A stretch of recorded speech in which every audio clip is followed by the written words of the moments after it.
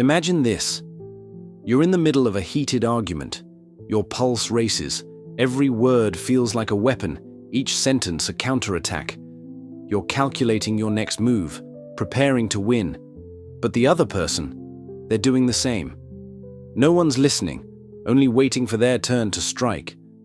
Then someone steps in. Let's call him M. He doesn't take sides. He doesn't offer advice. He leans in and whispers something that shatters your confidence. You've already lost. How could that be? You're defending yourself, standing your ground. Isn't that strength? Not to M.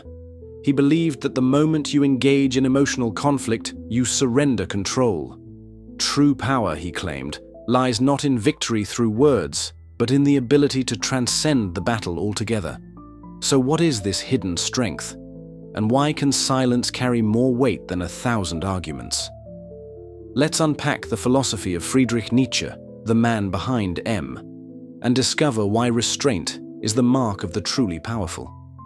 Most people assume that power is about winning debates, proving others wrong, or dominating discussions. Nietzsche disagreed. He believed that real power was internal, the mastery of one's own emotions and reactions. So why do people argue? According to Nietzsche, it's rarely about truth. Arguments stem from psychological vulnerabilities. Ego defense. People argue because being wrong feels like erasing part of their identity. Power games. Arguments often become contests of who speaks last, who controls the room. Validation seeking.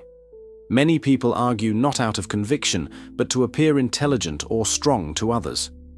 To Nietzsche, reacting emotionally in an argument is a sign of weakness, not strength. Because the moment someone can provoke you, they own a part of you. This idea ties into his concept of the will to power, often misunderstood as brute dominance. Nietzsche's will to power is not about force, but about self-mastery.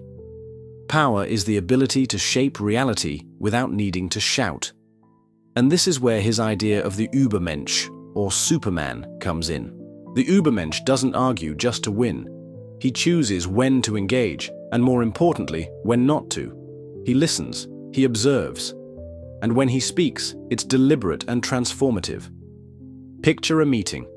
Two people clash. One is loud, emotional, desperate to prove a point. The other remains calm, speaks rarely, but when he does, it shifts the room. Who's really in control? Nietzsche would argue, the one who didn't flinch. Why is silence so powerful? When used intentionally, silence becomes a psychological force. It exposes the other person. It introduces doubt. It creates pressure. Silence makes people uncomfortable, and that discomfort can be a tool of influence. The Übermensch doesn't merely stay silent. He wields silence, using pauses, patience, and timing as weapons far more effective than noise. Let's look at 3 historical figures who embodied this principle. Marcus Aurelius, the emperor who mastered his emotions. As ruler of Rome, Marcus Aurelius faced invasions, betrayal, and personal loss. Yet he rarely reacted emotionally. In his private writings, meditations, he constantly reminded himself, "You have power over your mind, not outside events." He governed with composure, choosing reason over anger. His strength lay in his ability to remain calm under pressure, an ideal Nietzsche deeply respected. Queen Elizabeth I, the strategist of silence, surrounded by enemies, courtiers, and constant plots, Elizabeth mastered the art of silence. She often listened more than she spoke, withholding her opinions until the perfect moment. When pressured to marry or name an heir, she delayed, not out of weakness, but control. Her silence kept rivals guessing and gave her space to outmaneuver them. Her restraint kept a fragile kingdom together. Abraham Lincoln, leading without losing control. During America's darkest hours, Lincoln rarely responded to criticism with emotion. When insulted or challenged, he often remained silent, or responded with humor, humility, or grace.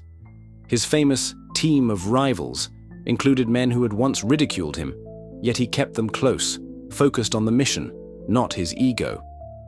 That self-discipline became one of his greatest weapons. What connects these three? They never let emotion dictate their response. They stayed measured, strategic, intentionally quiet when it mattered most.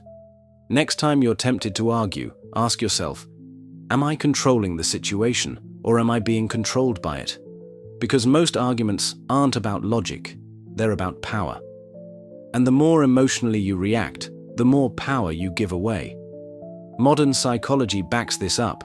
Cognitive biases, like confirmation bias or the Dunning-Kruger effect, distort our perception.